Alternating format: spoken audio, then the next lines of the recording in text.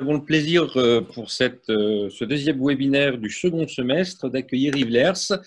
Celles et ceux qui sont en ligne le connaissent de près ou de loin. Il a été journaliste environnement à l'AFP, il a dirigé des revues comme Hydro Plus, Air Plus, et depuis quelques années, il est passé du format court au long format puisqu'il nous abreuve d'informations passionnantes sur l'environnement à travers des bouquins généralement édités chez Bucher-Chastel. Le dernier en date sort pas plus tard que demain matin et il est consacré à la fabrique de l'obésité, qui est d'ailleurs le titre du livre. Pour commencer, ce que je vous propose, c'est que Yves nous fasse un petit propos liminaire, comme on dit à la CGT, et puis on attaquera tout de suite après les questions-réponses. Si on se donne une bonne heure, ce sera bien, j'imagine.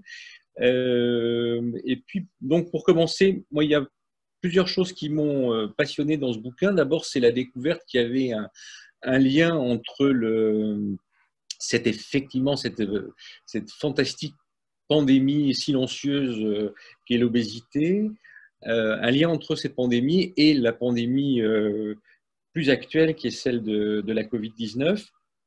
Donc Yves, si tu peux nous expliquer un petit peu ce lien assez inattendu, en tout cas pour les profanes, et puis nous faire peut-être un point sur l'état des gros, l'état des lieux de l'obésité dans le monde, pourquoi, comment, parce que, et puis peut-être nous tracer quelques pistes pour tenter de sortir de cet état qui est assez préoccupant, effectivement, tant pour la santé que pour l'environnement.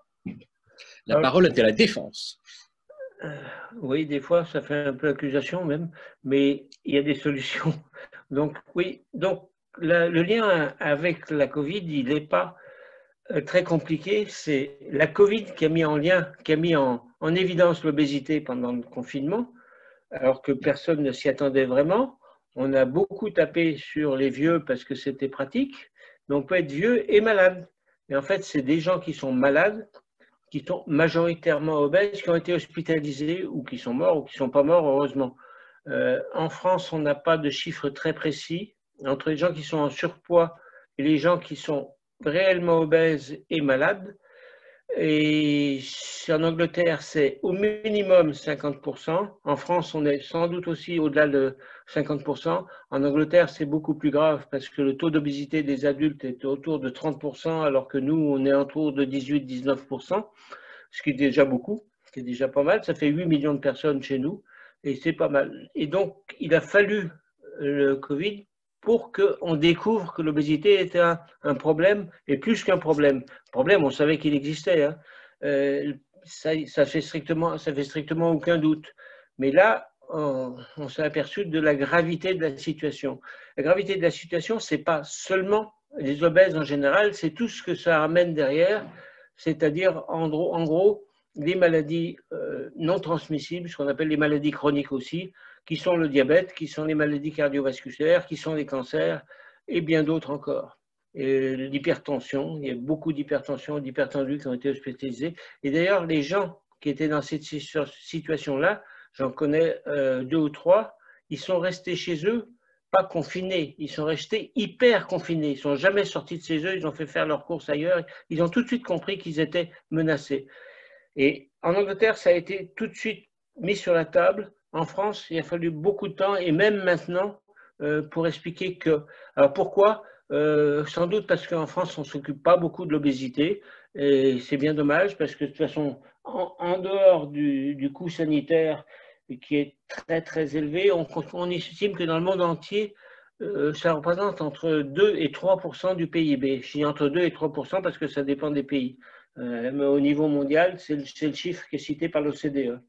En France, le coût sanitaire, le seul coût sanitaire, c'est 55 milliards d'euros. C'est à peu près 55 milliards d'euros parce que dans cette histoire-là, ce que vous allez voir, c'est que les chiffres en question, tous les chiffres dont j'ai eu besoin au fur et à mesure, eh ben, ce n'est pas facile.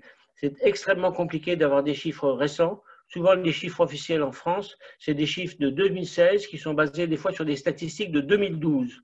Et à mon avis, ce n'est pas tout à fait un hasard. J'ai posé la question à la Cour des comptes. qui m'a dit « je vous laisse déduire ce que vous voulez déduire ». C'est-à-dire qu'on ne parle pas de quelque chose, donc ça n'existe pas ou ça existe moins. Et ça, c'est effectivement dramatique. Maintenant, la situation actuelle dans le monde. En gros, 700, 710, 720 millions, 730 millions de personnes qui sont touchées, qui sont malades. Malades de l'obésité et malades de toutes les maladies chroniques, les maladies que j'ai citées tout à l'heure. Dans le monde, on a 700 millions et on a 100 millions d'enfants. On en reparlera après parce que c'est pour arriver à stopper cette maladie, il faut absolument s'attaquer au problème, à la question des enfants. Et maintenant, la mortalité. La mortalité, au niveau mondial, les calculs sont faits et sont validés par l'OMS à partir des travaux qu'a fait la commission Lancet sur l'obésité, qui est un travail absolument remarquable. En 2012, 2,8 millions de morts. En 2016, 2017, là aussi les chiffres ne sont pas très précis, mais à la limite, ce n'est pas très grave parce que c'est déjà tellement énorme. 4 millions de morts. 4 millions de morts en 2016 ou 2017. Donc si on continue comme ça, je veux dire sans s'y mettre, sans faire quelque chose là-dessus, on va vers une tragédie. L'avenir, OMS, les études qui ont été faites, c'est disons 2030. 2030, si on ne s'attaque pas sérieusement à ça, et les études montrent qu'à peu près 80% des pays, des 155 pays qui ont été évalués, eh ben, ne font rien, on arrive à 1 milliard d'obèses contre 700 aujourd'hui, et à 250 millions d'enfants contre une centaine d'aujourd'hui. C'est-à-dire qu'on ne sera pas arrivé à stopper l'obésité. Dans ces conditions-là, qu'est-ce qui va se passer? Même sans être complètement catastrophiste, 2050, qu'est-ce que c'est? C'est une humanité à 50% d'obèses ou à 40% d'obèses, plus à 50%. Vous imaginez la tête que fera la planète quand elle voit qu'il va falloir qu'elle supporte un poids pareil. Et alors ce poids pareil, il faut quand même dire une chose, c'est que l'obésité, elle a doublé en une génération. Et si elle a doublé en une génération, ce n'est pas la faute des victimes de l'obésité, ce n'est pas la faute des obèses. On a beaucoup qui sait et beaucoup de gens imaginent que, bah écoute, ils n'ont qu'à faire attention, après tout, ils bouffent beaucoup, ils bouffent trop. Il y a d'autres solutions, il y a d'autres conditions, il y a la précarité qui joue un très grand rôle. On est à 10% à Paris, on est à 25, 26, 27% dans le Nord. Et d'autres départements, des départements de l'Est de la France aussi, qui sont très touchés. En France, on arrive à une mortalité. Il n'y a aucun chiffre de mortalité en France. Il y a des chiffres publiés au niveau mondial. Il n'y a pratiquement pas de chiffres au niveau européen.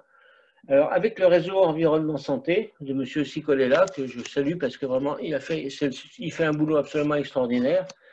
Avec son réseau, il y a une trentaine d'associations dans le reste. On arrive à environ 80 000 morts par an.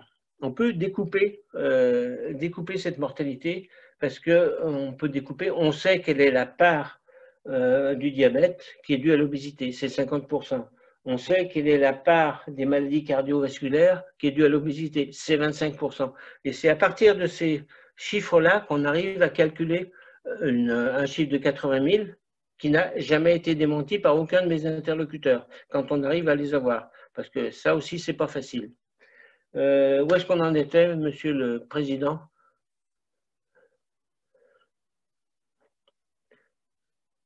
Là, je t'entends plus, là.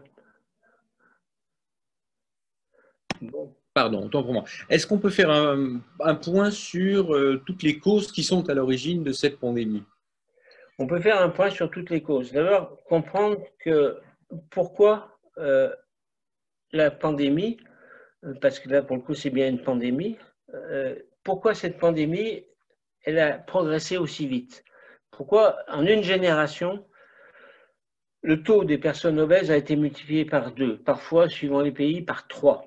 Je parle pas des États-Unis, la situation aux États-Unis est catastrophique. Elle est de plus en plus catastrophique. La situation en Angleterre, elle est également catastrophique.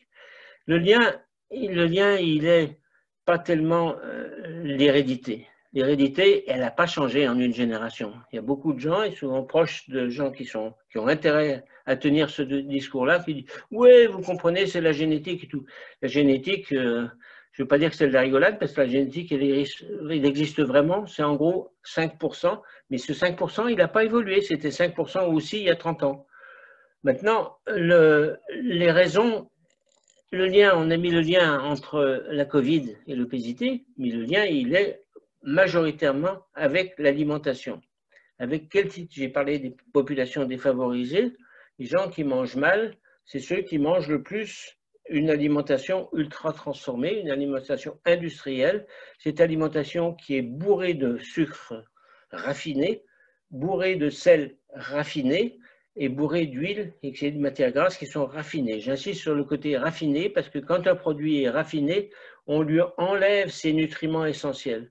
Les industriels savent très bien faire autre chose avec dans un deuxième temps. Mais le premier truc, les premières études qui sont faites, l'Angleterre, la Grande-Bretagne vient de décider de prendre un plan de lutte. Il y en avait déjà eu un autre en 2019, mais il n'avait pas été suivi de beaucoup d'effets. Et même le Premier ministre se met à faire du vélo. À mon avis, il faut qu'il pédale longtemps parce que ça ne le fera pas maigrir beaucoup. Par contre, peut-être qu'il faut d'autres solutions qui ne sont pas forcément la bière, mais d'autres solutions sur la façon dont il mange.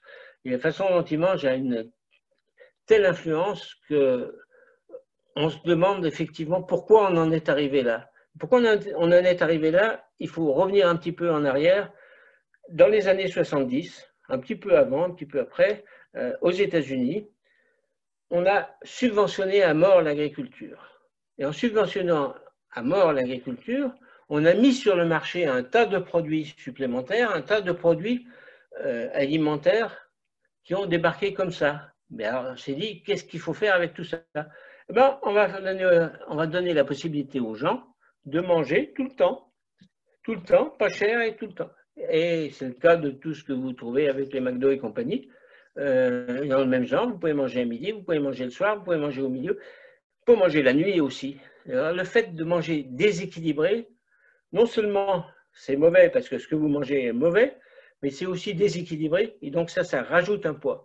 Le deuxième point, c'est que comme il fallait passer tout, au lieu de manger simplement comme ça un plat, ben on mangeait 2 plats pour le prix d'un. C'est le cas dans les fast-foods les plus généraux. Vous commandez un truc, on vous en donne un autre. Vous n'avez pas faim, vous n'avez pas besoin de manger le deuxième plat.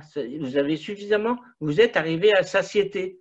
Le problème des gens qui vous vendent ça, c'est de ne pas arriver à satiété, c'est de vous bourrer. Excusez-moi de la formule, mais c'est quand même bien ça. C'est à un moment donné, il faut pouvoir manger davantage. Donc ces gens qui mangent davantage, qui mangent quand ils n'ont plus faim, les Japonais, ils ont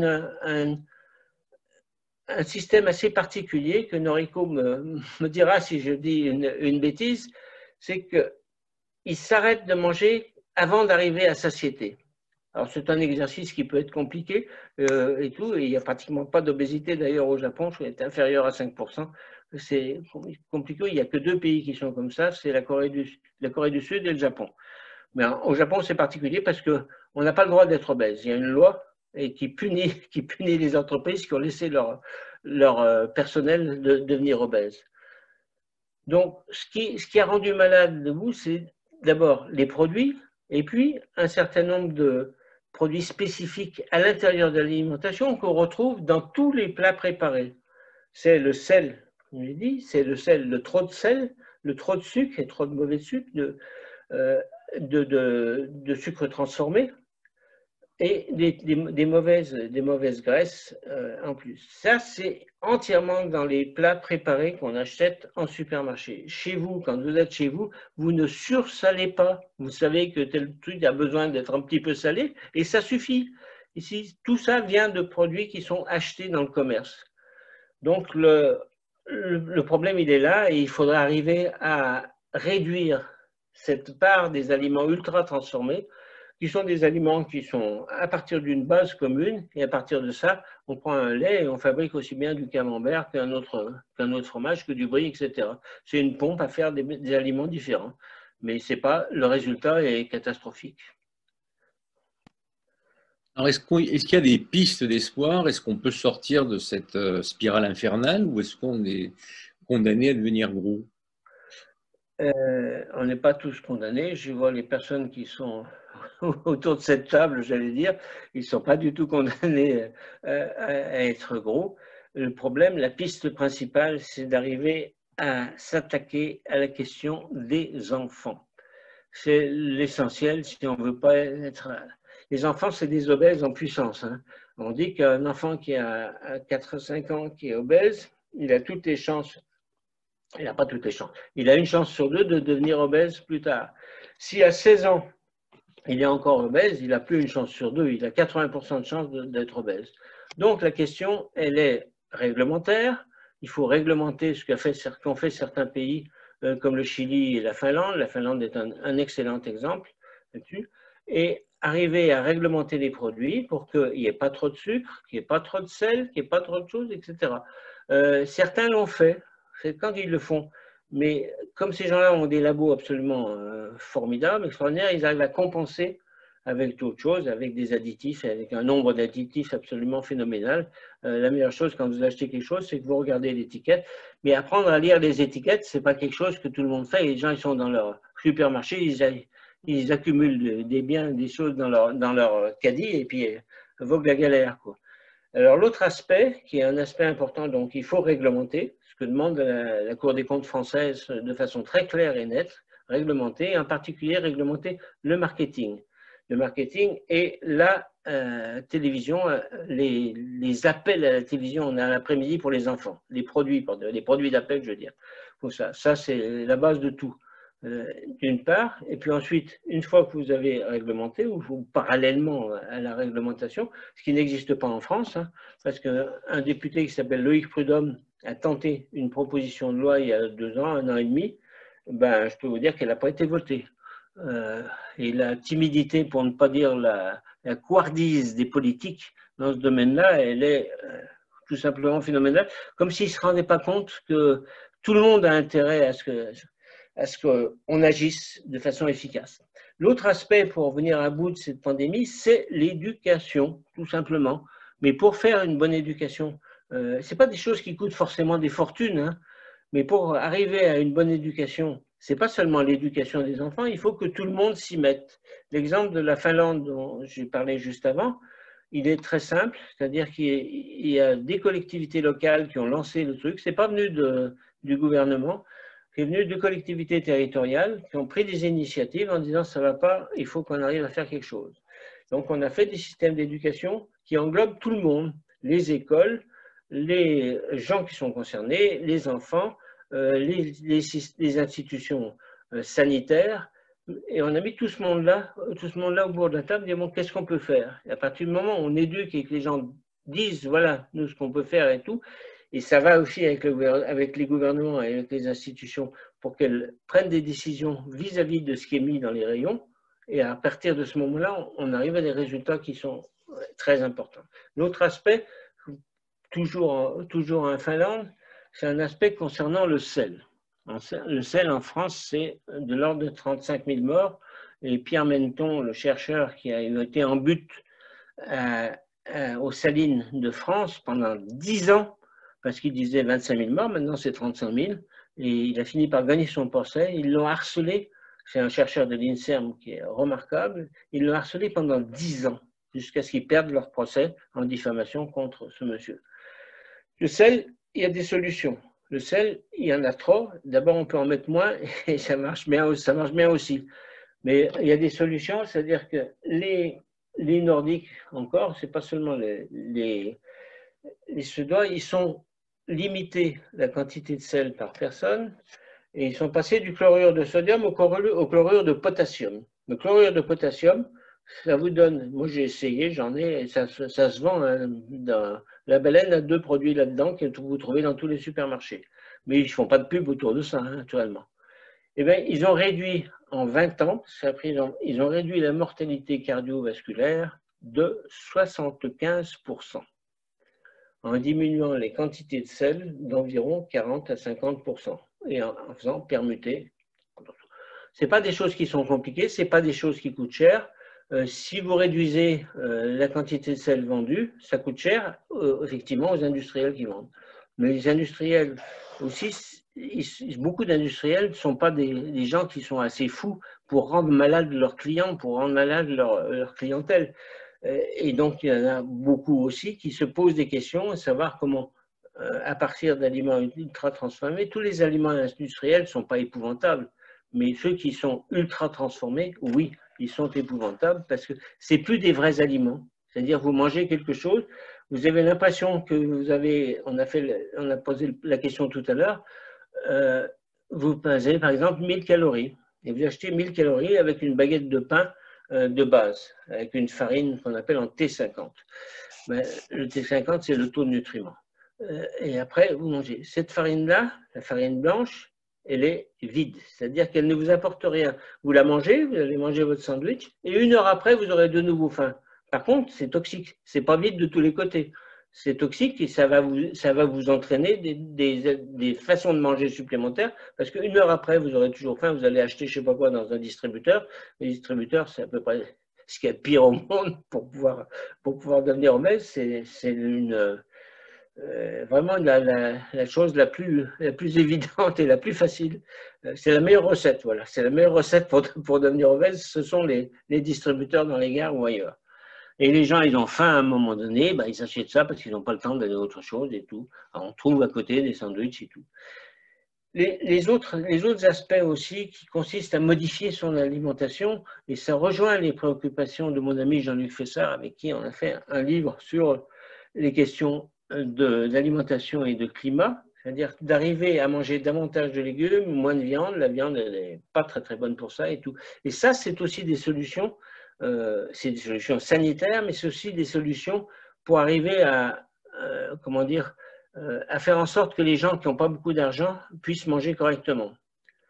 Moi, je suis d'avis de faire un système où on taxerait davantage la viande et on taxerait beaucoup moins les légumes, les fruits, etc. Toutes les tentatives qui ont été faites avec les programmes nationaux nutrition et santé, on en est au 4e en France, le PNLS, 4e. Eh bien, jamais les Français n'ont mangé moins de légumes. Bon, ça veut dire que ça ne marche pas. Ça veut dire que l'autorégulation, ça ne marche pas non plus, dans ce domaine-là comme dans d'autres. Hein. Ce n'est pas possible, mais puisqu'on est dans l'alimentation, c'est là-dedans. Donc, si ça ne marche pas, c'est qu'il faut faire autre chose et qu'il faut le faire autrement. Et ça, pour l'instant, on n'en est pas là. Je t'écoute. Est-ce qu'on peut donner une définition ou une typologie de l'aliment ultra transformé qui semble être le Belzébuth absolu? Oui, c'est joli, comme le Belzébuth absolu. Eh ben, c'est un plat que vous allez acheter dans un supermarché, parce que dans une vraie charcuterie ou un truc comme ça, les gens qui font des plats préparés en général, c'est très bien et c'est de bonne qualité. Le plat transformé, je ne sais pas. Tiens, je vais prendre l'exemple d'une choucroute industrielle. Alors, la choucroute industrielle, vous avez des charcuteries avec des matières grasses qui sont, on peut dire, assez épouvantables. Et puis, vous avez aussi un certain nombre de produits où il y a trop de sucre, trop de gras, trop de sel. Il ne faut pas oublier que le sucre sert à... C'est un exhausteur de goût. Si ça donne du goût et un exhausteur de goût, c'est que... Et cela, comme la nourriture est une nourriture vraiment mauvaise, et je suis poli, et donc cette nourriture vraiment, il faut lui donner du goût. Donc on rajoute des chis, on rajoute de l'huile mauvaise, on rajoute tout ça avec des produits bon marché, et ça fait comme on a rajouté du goût, bah, les gens disent, oh, bah, tu vois, on arrive bien à le manger, c'est pas si mauvais que ça. Et puis tu as mangé une fois, tu as mangé 2 fois, etc. C'est un exemple parmi d'autres. Mais c'est quand même l'exemple typique, je veux dire, les pizzas industrielles. Si vous achetez une bonne pizza bio, par exemple, ça va être 5-6 euros. J'ai fait les tests. Si vous voulez acheter une pizza industrielle, eh ben, cette pizza industrielle va coûter, pendant les périodes de foot, de championnat ou de choses comme ça, elle va coûter 2-3 euros, et puis vous en aurez 2 pour 5 euros, etc. Et les gens vont manger ça chez eux le soir. C'est la pire des choses. Alors que justement, une des choses serait de revenir au manger à table régulièrement, à des heures régulières. La chronicité dans la nourriture, c'est quelque chose de capital. Mais voilà, c'est un exemple parmi d'autres. Et puis l'autre exemple, le pire, c'est les boissons. Les boissons, les sodas en particulier. Coca-Cola, Pepsi, machin, etc. Et plein d'autres. 35 grammes de sucre dans une canette de Coca-Cola de 33 centilitres. Et les autres, c'est pareil. Et Coca-Cola, c'est la troisième multinationale au monde. C'est Pepsi qui est la plus grosse multinationale parce qu'ils font plein de jus de fruits, etc. Les jus de fruits aussi ne sont pas tous géniaux. Alors qu'il vaut, dans tous les cas de figurer, il vaut mieux manger un produit qui soit frais et qu'on mange à la main comme une pomme qu'on croque, etc. Et ça, c'est vraiment, vraiment capital. Et alors, l'autre truc, c'est pas seulement les sodas, c'est des produits du style Nutella. Le Nutella, c'est 56% de sucre. Donc, le gamin qui le matin part à son truc, ah ben ça va le booster, il va être très bien. Mais on a le même problème de ce qu'on a cité tout à l'heure. Et réglementer le Nutella, je pense qu'on n'en est pas. Le Nutella ou les autres, je n'ai rien de spécifique contre le Nutella. Ils savent très bien se défendre en disant qu'ils ont des huiles qui viennent de l'autre monde, qui ne sont pas du tout responsables de la déforestation, mais c'est ça. Mais si vous prenez déjà ça, on nous a vu l'autre jour dans une crêperie, le père avec son fils, il prend une crêpe, très bien. Il prend une crêpe au Nutella. Et il boit un coca. Ben, vous calculez les deux ce que ça fait. Le gamin, dans 5 ans, il n'est pas fichu, mais il est obèse. En tout cas, il est sur le chemin de l'obésité. Et encore, je ne les ai pas suivis pour savoir ce qu'il mangeait ses œufs après. Quand même, on ne va pas exagérer. Et voilà, c'est tout le temps comme ça. Ce n'est pas des choses compliquées, mais c'est des choses qu'il faut vouloir les faire.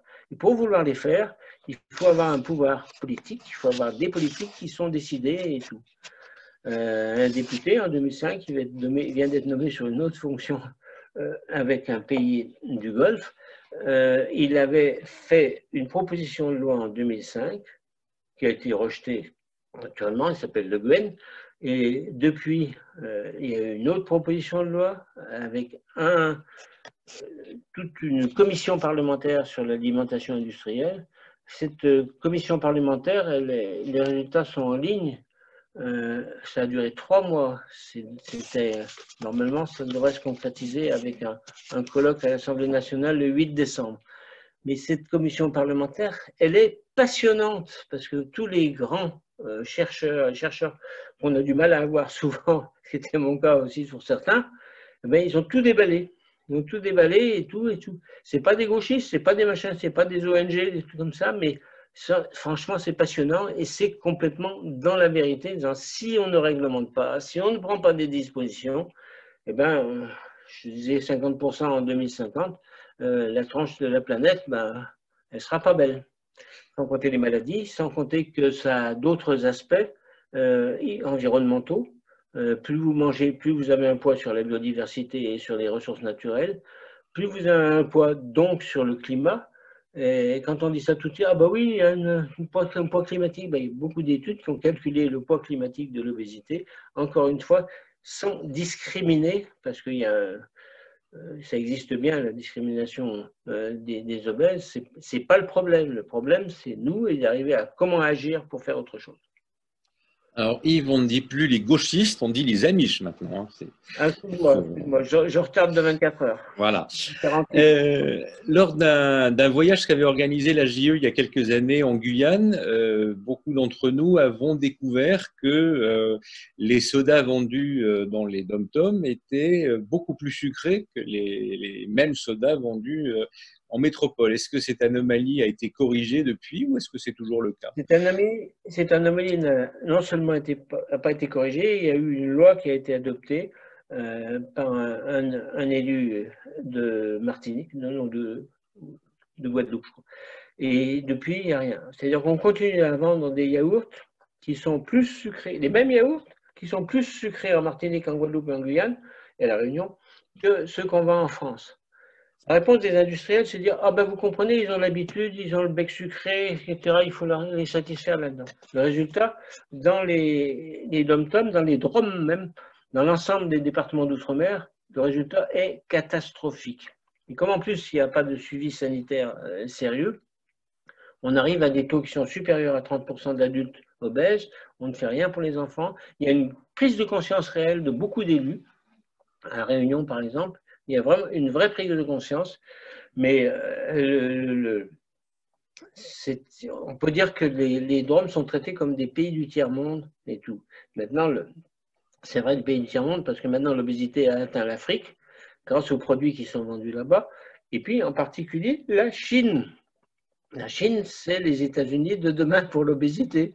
Les États-Unis sont encore bien dans la merde. Et là, il y a des responsabilités des distributeurs et des fabricants mondiaux qui est énorme. Un exemple, la firme Coca-Cola, que je crois avoir déjà citée, ses bureaux, avec l'ILSI, qui est le plus gros porteur de messages des industriels, au niveau mondial, à ses bureaux dans le même bâtiment que le ministère de la Santé chinois, avec le département qui est chargé de lutter contre l'obésité. Donc, le Coca, qu'est-ce qu'ils disent? Il faut vous bouger, donc faire de la gymnastique, etc. Or, faire de la gymnastique et tout ça, on a vu qu'aux États-Unis, Madame Obama s'y est essayée et elle s'y est cassé le nez alors que ça a duré 5 ans, le boulot qui avait été fait. Et ça a tout été démoli avant même qu'Obama quitte la Maison-Blanche. Donc c'est effectivement un peu désespérant, mais il y a des solutions. Les solutions, elles passent par travailler sur l'obésité des enfants. Et donc la prise de conscience des parents. La prise de conscience des parents, elle est capitale là-dedans. Alors peut-être qu'il y a des campagnes qui devraient être faites, mais pour l'instant, on n'en prend pas le chemin. Une petite anecdote avant d'ouvrir la séance de questions-réponses. Pour avoir un peu bourlingué à La Réunion, je me souviens qu'à la fin des années 80, jusqu'à la fin des années 80, le goûter des enfants, c'était des mangues vertes avec du sel. Donc, c'était des fruits frais, bourrés de vitamines, et ils étaient en bonne santé. Maintenant, les goûters des enfants, la génération suivante, on va dire, c'est des pâtisseries, c'est des viennoiseries industrielles. Et Yves nous dira, mais le taux d'obésité à La Réunion et chez les enfants est assez délirant maintenant. On a pu le voir il y a quelques mois. Et c'est vrai de tous les départements d'outre-mer, et c'est vrai aussi de toutes les îles du Pacifique. Les îles du Pacifique, c'est des records mondiaux. Des records mondiaux, c'est-à-dire avec des taux d'obésité qui sont supérieurs à 40-45%, ce que je disais pour les années 2050, pour le reste de l'humanité. Et là, il n'y a pas que le sucre là-dedans. Il y a aussi une particularité qui est la particularité de ces populations qui, longtemps, n'ont pas mangé à leur faim et qui ont constitué des réserves, c'est vrai pour certaines populations indiennes aux États-Unis. Et dès qu'on leur change l'alimentation et tout, ça fait un tel basculement qu'ils grossissent encore 2 ou 3 fois plus vite que les autres. Et comme Coca-Cola arrive et qui crée des usines sur usines dans ces pays-là, le résultat est facile à connaître. Et puis, à la fois sur le plan sanitaire, sur le plan financier, c'est une catastrophe parce que ça bloque l'économie de ces pays-là. Quand je disais, aux États-Unis, il y a 100 millions d'obèses maintenant, 100 millions. Au niveau mondial, sur le plan économique, on est à 2000 milliards de dollars. 2000 milliards de dollars. Et le marché du sucre, pour juste citer parmi ceux dont on a parlé, le marché du sucre au niveau mondial, c'est 100 milliards de dollars. C'est bien, dans une période où on cherche beaucoup d'argent pour d'autres raisons tout à fait honorables, c'est quand même quelque chose d'assez épouvantable. Alors, je vous propose d'entamer la séance de questions-réponses. Quelles sont les premières questions? Jean-Luc. J'ai une question sur le Nutri-Score. Est-ce que c'est une bonne parade ou pas par rapport à l'obésité? Le Nutri-Score, c'est bien qu'il existe. Mais il a des pans entiers il y a des pans entiers du Nutri-Score qui sont en dehors de ça. C'est-à-dire que le calcul, par exemple, des calories, quand j'ai parlé des calories vides ou moins nutritives que d'autres, toute la question, la relation avec les nutriments, le Nutri-Score, il passe à côté. En gros, il était vrai à un moment donné et maintenant, il est dépassé. Par contre, il a de bon impact sur la population. Même si c'est pas toujours bien, tu as des aliments industriels qui sont classés A, j'ai jamais compris pourquoi.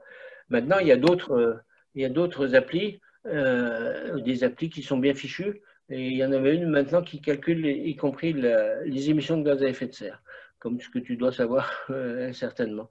Et ces applis-là, il faut des applis qui soient complètes, qui ne soient pas juste quelque chose qui est calculé par rapport à l'étiquette et ce qu'il y a dedans, le calcul de matière grasse, le calcul de sucre, etc. Il peut y avoir du sucre, il peut y avoir aussi des bons sucres.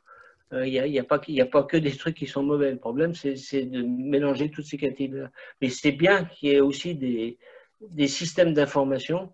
Celui-là, il n'est pas parfait pour une autre chose, pour une raison principale aussi. Non, excusez-moi, parce que je regardais autre chose là-dessus. Le système-là, il n'est pas parfait parce qu'il n'est pas obligatoire. Alors, il y a une forcée que choisir à demander à ce qu'il devienne obligatoire en France. Il faut que ça soit une décision européenne. Donc, il y a plein d'associations de consommateurs, et au niveau européen, presque une dizaine de différents pays qui ont demandé à ce que le Nutri-Score devienne obligatoire au niveau européen. Pour l'instant, on n'en est pas là. S'il l'était, je pense que ce serait un premier pas et ce serait un premier pas positif. Le problème, c'est qu'il est beaucoup relié au PNNS dont j'ai parlé tout à l'heure, les plans nationaux de nutrition santé, et que ces plans nationaux de nutrition santé dont on peut remarquer simplement que c'est un échec, parce qu'on ne peut pas dire autrement. Hein. Tous les chercheurs que j'ai interrogés là-dessus, que c'est des chercheurs publics ou des chercheurs privés, particulièrement des chercheurs publics, ben, ils vous disent que c'est un échec. Et puis un échec, on le constate. Les marchands, l'institution qui fédère toutes les productions de légumes, que ce soit en France ou que ce soit produit en France ou que ce soit importé, ils vous disent c'est pas bon, c'est pas ça. Or, en ce moment, quand vous voyez ce qu'on a et tout, de quoi faire des petits plats absolument géniaux avec rien du tout, et que les courgettes, etc., tout ce que vous pouvez faire, qui soit à la fois nutritif et qui soit pas cher, il y en a plein, il faut en profiter, il faut congeler, etc., mais c'est pas évident. Donc le Nutri-Score, oui, mais il faut qu'il évolue et qu'il évolue dans le bon sens. Faire une petite précision ou pas? Vas-y, Géraldine. Ouais, non, c'était juste une petite précision sur le Nutri-Score pour bien comprendre quand même. C'est qu'il n'a pas vocation à dire si un aliment il est bon ou mauvais. Il est surtout, sa vocation, c'est de pouvoir que les gens qui font leurs courses au supermarché puissent, dans une catégorie d'aliments, dire quel est le moins mauvais que je peux choisir dans tous ces aliments. C'est-à-dire qu'on peut avoir un aliment ultra transformé qui va être noté A, mais dans cette catégorie d'aliments, par exemple des céréales pour le petit déjeuner, eh c'est celui qui sera le moins mauvais, donc il aura une note A. C'est pour ça que souvent on fait un peu une confusion et on ne comprend pas pourquoi des aliments ultra transformés sont bien notés. Les aliments transformés, ultra transformés, je crois qu'il n'y en a pas. Parce que vraiment là quand même il faut attention, mais vous avez tout à fait raison, bien sûr. Alors pour ce qui concerne le sucre, Pardon ? Pour ce qui concerne le sucre, il y a eu une querelle récemment où on a réautorisé les producteurs de betteraves à mettre des néonicotinoïdes dans leur champ. Est-ce qu'il y a un rapport quelque part entre l'obésité, les pesticides, les néonicotinoïdes? Est-ce que ces ingrédients rajoutent au risque d'obésité? Ils rajoutent une pollution chimique. Ça, déjà. Alors, le rôle de cette pollution chimique dans l'obésité, je l'ignore complètement, mais je pense qu'il rajoute une pollution chimique. Si vous achetez un sucre de canne bio, qui effectivement coûte plus cher que les autres sucres de canne, mais vous pouvez en acheter un bon et qui soit consommé de façon plus raisonnable, à ce moment-là, vous avez quelque chose qui est parfait à tout point de vue et aussi plein de nutriments. Parce que ce sucre qui va venir de la betterave, transformer l'idée de ces substances et de ces nutriments essentiels, il ne vous nourrit pas. Il sucre, mais il ne vous nourrit pas.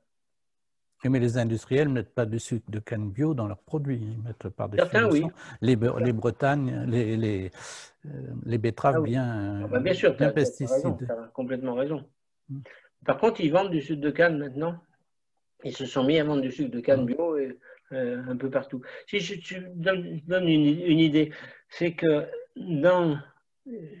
j'ai épluché plein d'études, il y a plein de trucs épouvantables, un peu nuls, puis d'autres trucs qui sont très sérieux.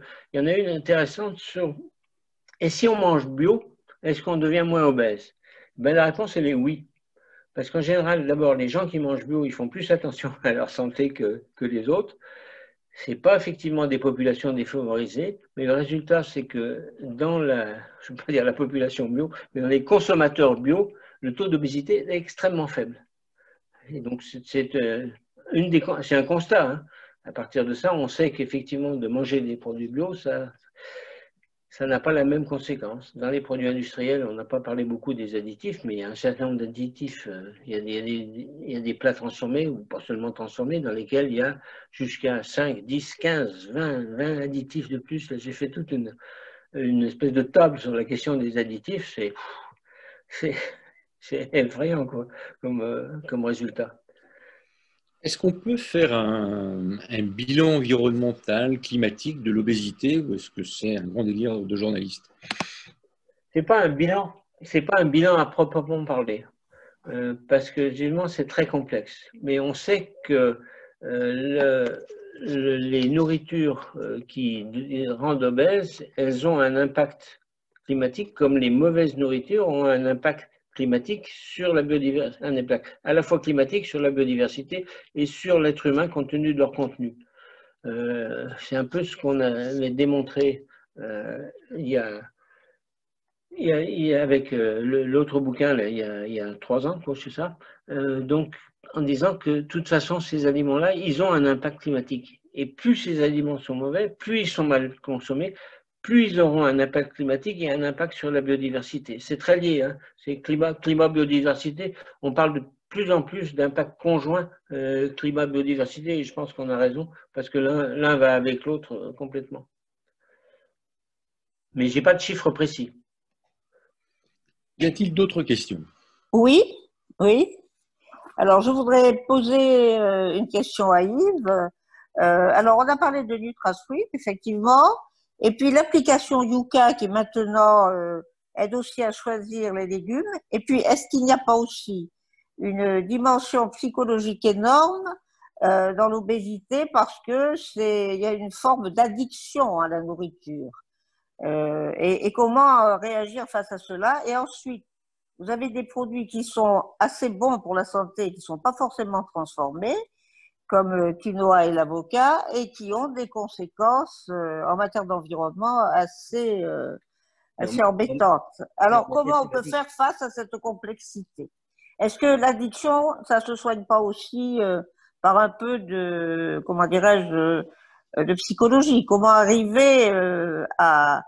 Là, l'histoire c'est très intéressant, cette loi contre l'obésité au Japon, mais enfin, malheureusement, on aura du mal à l'appliquer rapidement. Non, si on la faisait en France. On est beaucoup moins sages, tout au moins obéissants. Voilà. Je pense que l'aspect psychologique est capital. Le stress, en particulier le stress dans les populations qui sont démunies et qui ont plein de trucs. Manger, je ne veux pas parodier quelqu'un en disant manger de la merde, mais manger quelque chose qui est pas bon, comme ça, mais qui nourrit, c'est une revanche. Le sucre, c'est une revanche. Le coca, c'est pas une revanche parce qu'on peut pas qualifier ça comme ça. Mais j'ai rien à manger. Si on m'enlève ça, qu'est-ce qui me reste? Les gens, ils vous le disent comme ça. Si on m'enlève le Nutella, qu'est-ce qui me reste? Le Nutella ou autre chose. Effectivement, dire aux gens qu'au lieu de Nutella, il vaut mieux que tu mettes une cuillère de miel, qui est calorique aussi, mais le miel, il y a plein de bonnes choses dans le miel et de nutriments. Eh ben non, parce que la plupart des gens, d'abord, les miels, c'est bien quand tu peux les voir chez des producteurs qui sont des vrais producteurs. Voilà. C'est mon cas, mais j'ai de la chance. Mais sinon, effectivement, c'est très, très difficile. Et tout cet aspect psychologique, il est pris en charge par certaines associations qui travaillent sur l'obésité, qui sont des associations de bénévoles et qui suivent l'aspect nutritif, mais qui suivent aussi l'aspect psychologique. L'aspect psychologique, l'aspect stress, etc. Très important. Pour certaines personnes, en particulier quand on a parlé des gens qui sont déjà obèses, les obèses actuels, quand il y a eu le confinement, qu'en plus ils étaient confinés et tout, à votre avis, ils n'ont pas dû manger très sainement non plus, quoi. Celle-là. Et ceux-là, c'est des gens souvent qui sont seuls, qui n'ont pas vraiment d'accompagnement. J'ai un ami qui est dans cette situation-là, mais lui, il est seul, mais il réfléchit. C'est pas quelqu'un qui est tout. Donc, il s'est débrouillé pour s'alimenter correctement pendant le confinement. Et beaucoup de gens se sont alimentés très bien pendant le confinement, qu'ils ont découvert l'existence du bio. Même chez nous, c'était marrant parce qu'on allait dans le supermarché, tout était vide sauf le rayon bio. Et puis au moment donné, comme tout était vide, les gens ils sont venus vers le rayon bio. Et au fur et à mesure, je pense qu'il y en a beaucoup qui ont découvert comme ça que c'était pas forcément si cher que ça. Vous prenez un yaourt bio et un yaourt ordinaire, un yaourt normal, ben, ça fait pas de différence. Puisqu'on parle des yaourts, le sucre et les fruits dans les yaourts, les fruits qui sont dans les yaourts, c'est complètement aussi inutile que dangereux parce que d'abord, c'est la plupart du temps pas des vrais fruits, c'est une espèce de mélange minable de sucre et qui a l'allure d'un fruit, alors que c'est tellement simple de se mettre vraiment à une cuillère de vraie confiture ou une cuillère de fruits à la place. Et ça joue aussi, c'est des choses que les gens mangent tout le temps. Le yaourt 0%, avec les transformations qu'il a subies, il est pire que le yaourt pas 0%. Donc des fois, en voulant faire du sang, entre guillemets, on arrive à faire quelque chose de pire. Et je ne parle pas de tout ce qui est régime, je ne parle pas de tout ça parce que là, on en a encore pour très longtemps. Mais en fait, toute la base, c'est d'arriver à réfléchir et à comprendre. Et à observer. Les gens qui observent, parce qu'ils ont le temps, parce qu'ils ont envie d'observer, etc., j'allais dire, ceux-là, ils sont tranquilles, quoi. Après, l'autre aspect, c'est d'arriver à se faire à manger soi-même et non pas bouffer des cochonneries au coin de la rue et tout. Bon, des fois, c'est pas possible à midi, mais il y a maintenant de plus en plus de petits restaurateurs, même des camions, j'aime pas les appeler autrement, qui eux font une bonne nourriture et qui est pas mal. De plus en plus, ça commence à faire. On parlait tout à l'heure des départements d'outre-mer. En Martinique ou en Guadeloupe, il y a des camions qui arrivent et qui n'ont pas le droit de s'approcher à plus de 500 mètres des écoles. Et bien, des fois, ces camions, ils sont à l'intérieur de l'école. Et pour les parents, ils filent 2 € à leur gamin pour ça. Ça les embête bien moins que d'aller préparer quelque chose, de préparer un goûter qui soit un vrai goûter, préparer un fruit, comme disait Valérie tout à l'heure, avec un peu de sel dedans et tout. Donc, du coup, ils ne mangent plus de fruits. Donc, l'habitude, dès le jour où on leur montre un vrai fruit, ils disent qu'est-ce que c'est ce machin-là. Mais c'est vrai en France aussi, hein, c'est vrai en métropole aussi. Hein. C'est quoi ton fruit, là, ce machin-là? Dans cette histoire-là, il y a quelque chose d'à la fois désespérant, mais il y a la possibilité de renverser la vapeur. Pour renverser la vapeur, il faut qu'il y ait beaucoup de gens qui soient d'accord pour le faire. Et pour l'instant, je ne vois pas trop. Je vois pas trop l'issue, mais il faut qu'il y ait d'autres projets de loi, propositions de loi du style du député Éric Prudhomme. Prudhomme, il a fait un travail remarquable avec ce truc-là, et puis on l'a envoyé sur les roues, j'ose dire, mais et surtout sa commission. Si vous voulez creuser le truc, bon, vous l'avez dans le bouquin, bien sûr, mais la commission parlementaire pas sur l'obésité, pardon, sur l'alimentation industrielle, elle est passionnante. C'est vraiment un truc, c'est une mine. Une mine, mais elle est très peu diffusée et tout. Maintenant, en France, on a la capacité c'est qu'on résiste mieux que des pays comme la Grande-Bretagne qui n'ont pas de véritable tradition culinaire. Et tous les pays européens, que ce soit la France, l'Italie et dans une certaine mesure l'Espagne, ces pays-là résistent mieux parce que les gens mangent encore à table, ils mangent encore autour de la table avec leurs femmes ou leurs enfants autour d'eux. Ils reçoivent à table, pas avec un sandwich dans le coin du truc. Et manger, s'occuper de soi-même de ce qu'on fait. Quand on prépare à manger soi-même, on fait attention à ce qu'on fait. On fait attention à ce qu'on va manger, sinon c'est catastrophique. On mange un œuf dur tous les jours. Et encore un œuf dur, c'est peut-être pas si mal. Comme ça. Voilà les trucs. Mais vous avez raison que l'aspect stress, l'aspect psychologique, il rejoint ce qu'on appelle, dérivé d'un mot anglais, fat phobia, c'est la grossophobie. La grossophobie, elle est même entrée dans le dictionnaire, mais elle est rentrée dans la tête de gens quand vous prenez le métro, parce qu'ils voient quelqu'un d'obèse à côté d'eux, le regard qu'ils leur jettent, ça vous dit tout ce que ça veut dire. Or, je pense qu'il ne faut surtout pas leur jeter la pierre, mais qu'il faut les aider. Et comme ils sentent ce regard, ils sentent à quel point ils sont menacés, enfin menacés, pas menacés, mais ils sont mis à côté au banc de la société, ben, le résultat ben, on le voit. L'aspect psychologique, vous avez tout à fait raison, il est capital. Il y a une des choses que tu sembles dire, c'est que finalement l'éducation des masses est fondamentale. Il y a en France depuis une bonne vingtaine d'années, sinon plus, un événement éducatif sur l'alimentation qui est la Semaine du goût. Or, si ma mémoire est bonne, elle est organisée par le lobby du sucre. Voilà. C'est pour ça que je proposais d'organiser une semaine du dégoût. Mais je ne sais pas si c'est vraiment une très bonne idée. Mais bon, il faudrait. Mais ça, c'est le rôle des pouvoirs publics. Apparemment, ils acceptent. Et puis, alors, ces gens-là, ils font plein de trucs dans les écoles. Ils sont présents à tous les niveaux avec les petits cadeaux, etc. Dans les endroits ou dans les pays où on a réglementé, on interdit les petits cadeaux avec les petits jouets, les petits machins comme ça, avec l'alimentation. Ah ben oui, McDo. Voilà, c'est ça. Tous ces trucs-là, c'est la base. Il y a une série de solutions, il y a plein de choses désagréables, mais surtout, moi, je faut dire, et je pense encore que certains industriels ont déjà commencé à réfléchir. Il y en a un très gros français qui est dans le laitage et compagnie, vous voyez qui je veux dire, et ben, le patron s'est mis sur des règles qui sont définitives, qui sont très positives.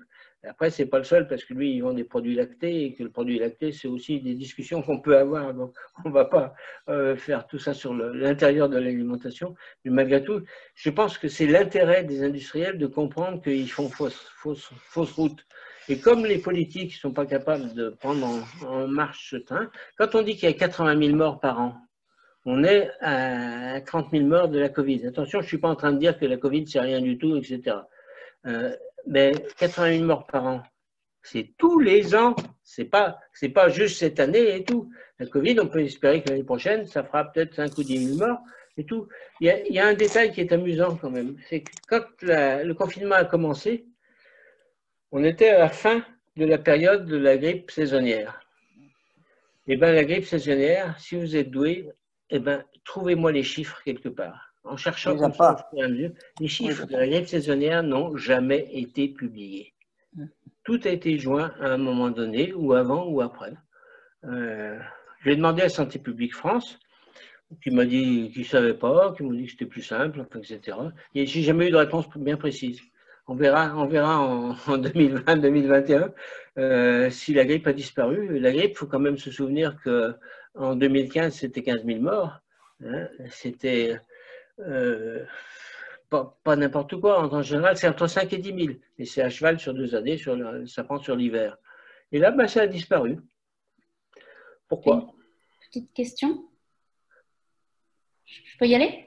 Oui, Géraldine, je vous en prie. Donc, du coup, pour faire le lien entre alimentation et environnement, dans le cadre des politiques de lutte contre le gaspillage alimentaire notamment, on a un peu obligé la grande distribution à rétrocéder leurs invendus au profit des associations qui distribuent l'aide alimentaire auprès des plus précaires. Il s'avère que souvent, ces aliments, ce sont justement précisément des produits ultra transformés. Donc, du coup, j'aurais aimé avoir votre avis finalement. Alors, est-ce qu'il faut quand même poursuivre finalement cette obligation et finalement écouler ces aliments, ou est-ce qu'il faut intervenir, réglementer et s'arranger pour que ces associations d'aide aux plus précaires finalement aient plutôt des fruits et légumes que il y en a aussi des fruits et des légumes parce qu'il y a beaucoup d'invendus dans le domaine des fruits et des légumes, mais vous avez complètement raison. Alors qu'est-ce qu'il faut obliger? C'était déjà un gros pas d'obliger les distributeurs à faire le tri et à donner. Effectivement, ça c'est une bonne chose parce que c'était un truc. Maintenant, demander aux gens de la banque alimentaire ou des choses comme ça, j'ai déjà discuté avec eux en sortie de supermarché ou des choses comme ça. Eux, ils prennent ce qu'on leur donne parce que de temps en temps, ils font une liste et tout, puis ils disent donnez-moi ça plutôt que ça. Par contre, les invendus, il n'y a pas de liste, c'est sûr. Alors, est-ce qu'il faudrait les contraindre à faire un tri? Moi, je veux bien, mais bon courage parce que ce ne sera pas évident. Mais vous avez complètement raison, hein, c'est une des conséquences évidentes. Maintenant, on parle de formation, on parle d'éducation à l'école, les crèches, oui aussi d'ailleurs, mais toutes les cantines bio ou même pas bio en ce moment, les cantines qui ne sont pas confiées à des groupes énormes, les cantines qui sont gérées par une municipalité ou par un groupe de municipalités, ils arrivent à faire de la nourriture qui est très bonne, qui est souvent même meilleure que la maison. Et la cantine, c'est un outil, vraiment un outil de base pour l'avenir des enfants, quoi. En France, hein, pas spécialement chez nous. Alors, certains pays ont fait beaucoup d'évolutions. Je citais le Chili tout à l'heure. Le Chili et le Mexique sont victimes des accords bilatéraux avec les États-Unis. Et au lieu d'apporter quelque chose du bien-être, on les a assommés avec tout ce qui venait de là-bas. On est sur des chiffres qui sont au-delà de 30% chez les adultes. Et là, l'idée du sénateur chilien qui s'est beaucoup battu là-dessus, qui est président du Sénat d'ailleurs maintenant, il est de dire c'est les enfants qui se saisissent du problème. Et c'est les enfants qui disent moi je ne veux pas dans tel produit, il y a des produits qui sont marqués avec des plus et des moins, que les industriels sont obligés de faire. Je ne veux pas que tu achètes celui-ci, mais que tu achètes celui-là qui est meilleur. Mais là aussi, il y a des endroits où on arrive à passer à travers les mailles du filet, parce que, ce que je disais tout à l'heure, les labos, parce que c'est des labos, hein, ces usines à transformer sont très, très bien équipées et très efficaces. Malgré tout, c'est mieux que rien. Quand le sénateur chilien s'est bagarré, il a dit bon, on s'est bien bagarré contre Pinochet, hein. On va aussi résister maintenant contre les autres. Mais l'autre, c'est ce qu'il est arrivé à faire, c'est pas seulement se bagarrer, c'est arriver à discuter, à se mettre autour d'une table et à parler, à dire comment est-ce qu'on peut faire pour diminuer ceci, diminuer cela et tout. C'est la base de tout, hein. C'est pas seulement vrai dans ce domaine-là, hein. C'est sûr que ça veut, mais bon. En fait, je suis reparti d'un constat. Quand on a fini le livre avec Jean-Luc Fessard, qui est ici présent, moi j'ai été frappé par des histoires d'équilibre. Avec une chercheuse de l'INRA qui s'appelle Nicole Darmon, elle avait fait la première étude où on arrivait à baisser de 30% notre impact climatique grâce à une nourriture différente, et y compris pour des gens qui n'ont pas de gros moyens, qui n'ont pas de moyens, des gens qui sont pauvres, pour dire les choses clairement. Et après, le fait que l'obésité m'a semblé comme un déséquilibre absolument évident. En matière de nourriture et en matière de soins, c'est un déséquilibre incroyable. Et je dis, il faut s'attaquer à ce déséquilibre-là, et c'est pour ça que je me suis lancé dans cette opération qui est largement un enfant du confinement. Parce que j'avais personne à la maison, et tout le monde, si j'avais ma femme, bien sûr, mais travailler avec une éditrice à distance, c'est vraiment la bonne solution. Maintenant, la pollution, ce qu'il faut, c'est qu'avec le réseau environnement santé, de s'y coller là et sur d'autres gens, on peut arriver à... Et puis des fédérations, il y a une fédération de l'obésité. C'est assez curieux l'organisation de l'obésité. En Angleterre, il y a une très grosse fédération mondiale de l'obésité. WOF. Et cette fédération mondiale, elle produit des études remarquables. Elle fait tout. En France, on cache beaucoup les choses sous le tapis. Hein. Et cacher un obèse sous le tapis, c'est pas pratique, vous en conviendrez, mais c'est pas trêve de plaisanterie. On n'arrive pas à mettre vraiment les problèmes sur la table et dire maintenant on se met, comme je disais tout à l'heure, autour de la table et qu'est-ce qu'on peut faire pour régler ça dans tel domaine, faire en sorte que toutes les cantines soient pas seulement bio, mais qu'on fasse attention à ce qu'on leur donne et tout. Voilà un peu le tableau tel qu'il est. Mais c'est paradoxal parce que mais il n'est pas forcément désespérant. Il y a quand même des choses qui sont faites, et entre autres dans les cantines, il y a le fameux PNNS, et tu as tiré à vue dessus. C'est-à-dire, en fait, après, ce qui est intéressant de voir, c'est comment les politiques font des choses, imposent, parce que dans les cantines, c'est vraiment une imposition, dans les cantines et tout ce qui est restauration collective, etc. Et tu dis, toi, qu'en fait, c'est vain parce que les résultats ne sont pas là. Les résultats ne sont pas là, mais quand même, ce qui est fait en cantine bio, c'est bien. Alors, où sont les... PNNS, ce n'est pas du bio, hein. Oui, mais pas forcément du bio, mais qui est meilleur que l'autre, quand même. Plus ou moins. Quand ça s'améliore dans les cantines, le résultat, il vient de la volonté des décideurs locaux. Il ne vient pas d'une volonté nationale, parce que dans ce domaine-là, il n'y a pas eu grand-chose de fait. Par contre, au niveau territorial, quand il y a des gens qui se battent, et y compris les parents d'élèves, là aussi, c'est un ensemble, ben là, on arrive à faire évoluer les choses. Il y en a pas mal, mais les gens qui font de la cantine industrielle, ils sont tellement énormes que... puis c'est plus facile, ça coûte moins cher, je vais avoir 1 euro de moins pour...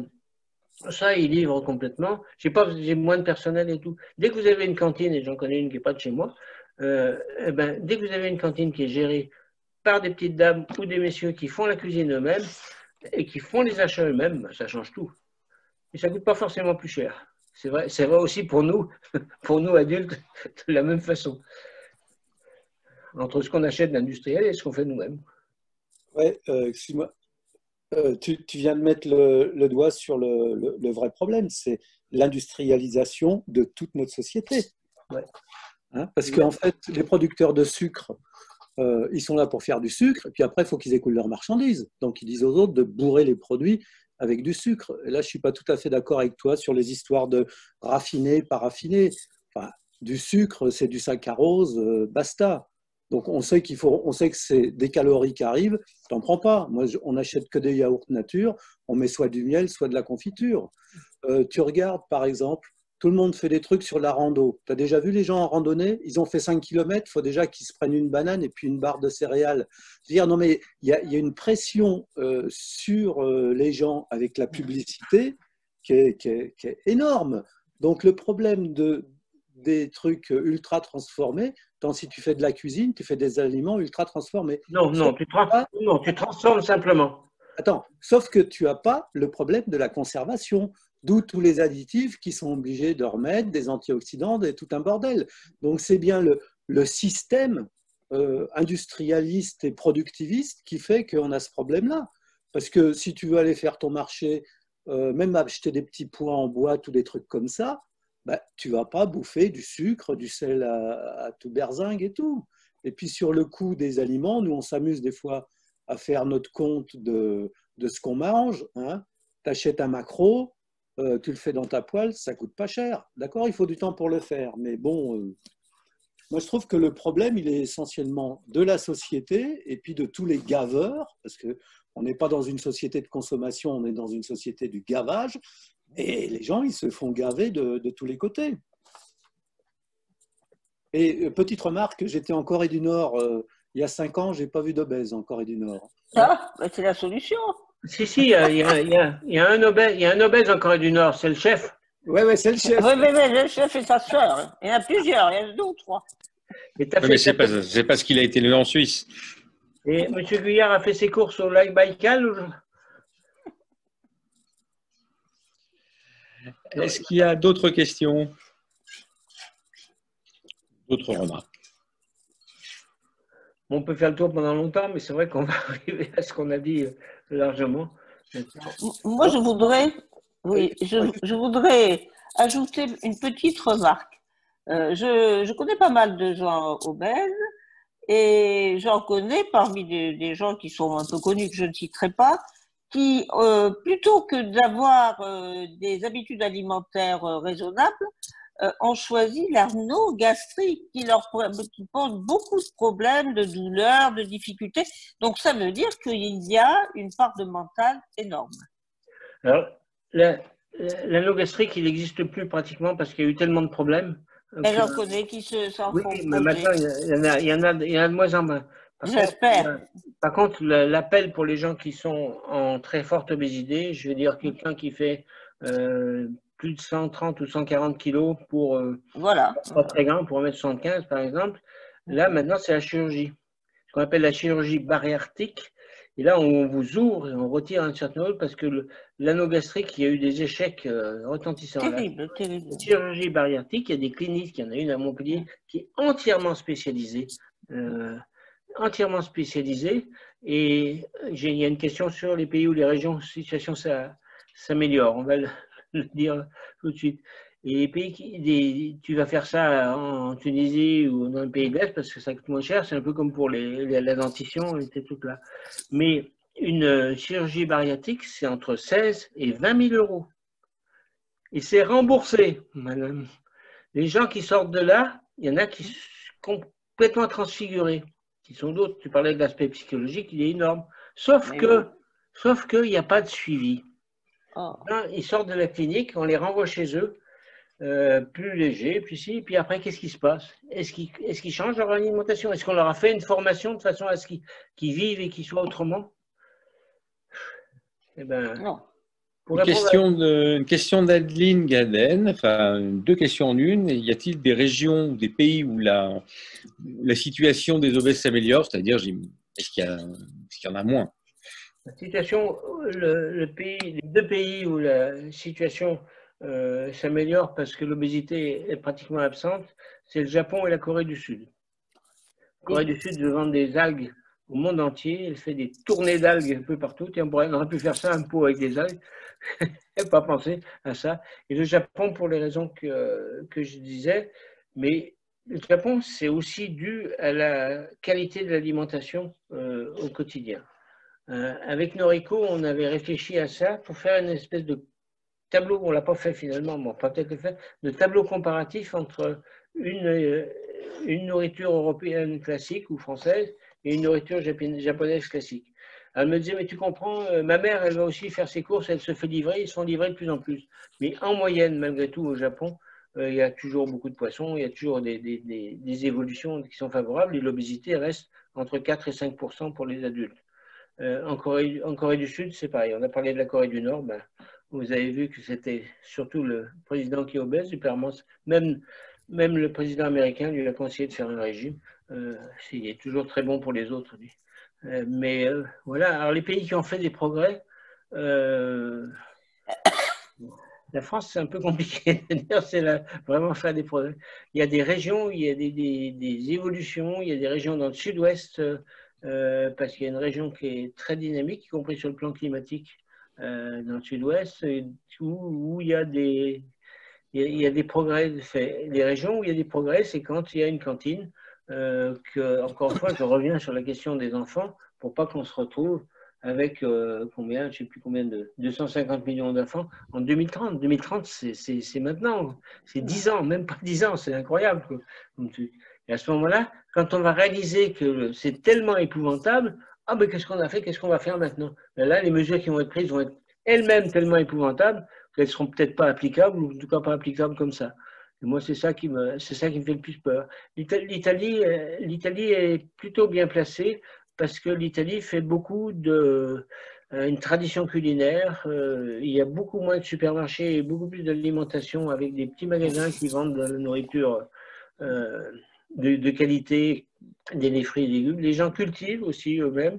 On parlait des départements d'outre-mer. Malheureusement, le chlordécone dans Martinique et la Guadeloupe, qui a été utilisé contre les maladies de la banane, font que les gens qui avaient tous leur petit jardin, eh ben, ils n'ont plus leur petit jardin parce que ce qu'ils poussaient dans leur petit jardin, c'est empoisonné maintenant. Alors, il y a beaucoup de choses qui se mordent la queue, mais là, c'est un des exemples classiques.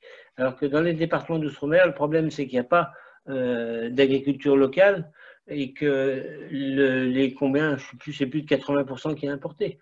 Comme le pétrole d'ailleurs, aussi. Mais ça, c'est encore une autre histoire. Les pays qui ont fait des progrès, c'est les pays d'Amérique latine qui ont pris conscience de la catastrophe. C'est vrai du Chili dont j'ai parlé, c'est vrai du Mexique aussi. Le Brésil essaye, mais le Brésil, c'est compliqué à tout point de vue. Et puis surtout, c'est énorme, c'est immense comme ça.